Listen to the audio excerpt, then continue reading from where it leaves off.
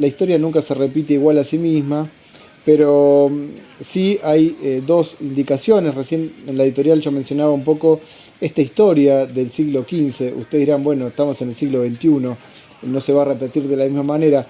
En un sentido es así, no se repite de la misma manera, pero hay dos cuestiones que sí, que hacen a condiciones más generales de este sistema capitalista, que bien Carlos Marx en el Capital mostraba a lo largo de su historia, de cómo se fue configurando ese emporio alrededor del país más avanzado en ese momento, que era la Inglaterra o la Gran Bretaña, y ahí entra en juego estos mecanismos que en este caso son acompañados por leyes que él consideraba sanguinarias para descargar sobre aquellos que estaban mendigando, que estaban de vagabundos, y que no eran vagabundos porque querían. Claro. Habían sido expulsados a través de una acción violenta de sus propias tierras y obligados a salir del campo e ir a la ciudad. Y el volumen fue tan grande que no lograba ser absorbido por la industria.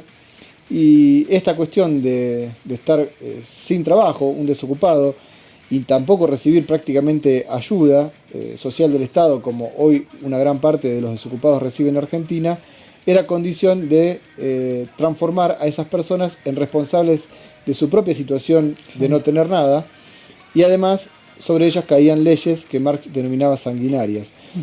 Quería leer muy cortito, pero creo que es una invitación también a la reflexión de cómo hay mecanismos que permanentemente hay que reproducir.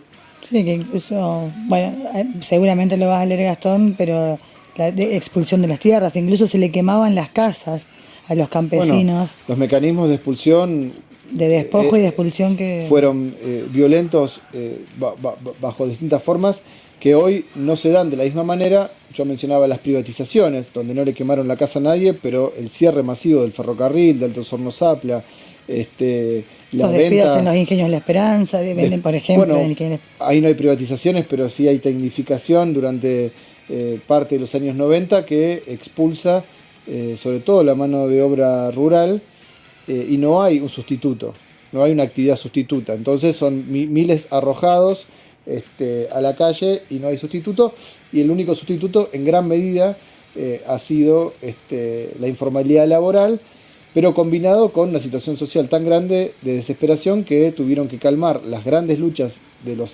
movimientos desocupados o denominados piqueteros de los años 90 con ayuda social, y eso ha sido algo que se ha profundizado desde los 90 hasta ahora, pero lo que no hay, y lo que no hay proyecto por parte del gobierno que sea, de generar trabajo genuino. Sí. Ese mecanismo de permanentemente expulsar población obrera bajo distintas formas de su lugar de trabajo, de su tierra, y obligarla a aceptar lo que hay, y que incluso lo que hay no alcanza a darle empleo a todos, es algo inherente al capitalismo. El capitalismo necesita generar un sector de la población que sobre en el sentido de sus necesidades de negocios, porque es una presión enorme para los que están sí con empleo para aceptar cualquier Claro. salario, cualquier condición. Eso se mantiene prácticamente igual como mecanismo en Argentina, en Jujuy, en todo el mundo. Obviamente que un país como Argentina, sometido a la opresión del capital financiero, y una provincia periférica como Jujuy, es más grave. Decía Marx, en este caso, de los mecanismos, las leyes para transformar a esos despojados en delincuentes, y de esa manera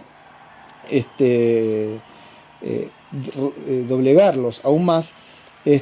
Había, dice, leyes sanguinarias contra la vagancia. Dice Marx, a los padres de la actual clase obrera se los castigó.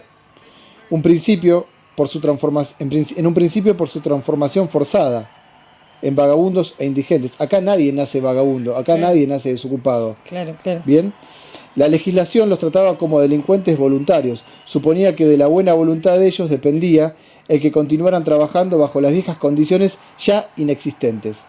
O sea, no van a trabajar, pero si cerraron los ferrocarriles, si cerraron prácticamente Altos Hornos Zapla, el sector minero, han dejado una empresa de 5.000, 6.000 personas en no más de 100.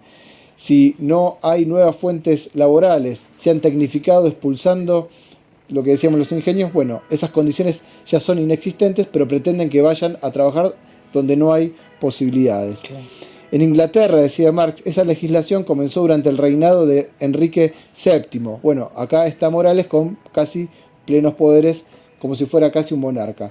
Luego Enrique VIII, 1530, decía: los pordioseros viejos e incapacitados de trabajar reciben una licencia de mendicidad. Ahí había algún tipo de ayuda para estos mendigos. Le permitían mendigar. Sí, pero también había flagelación y encarcelamiento, en cambio, para los vagabundos vigorosos.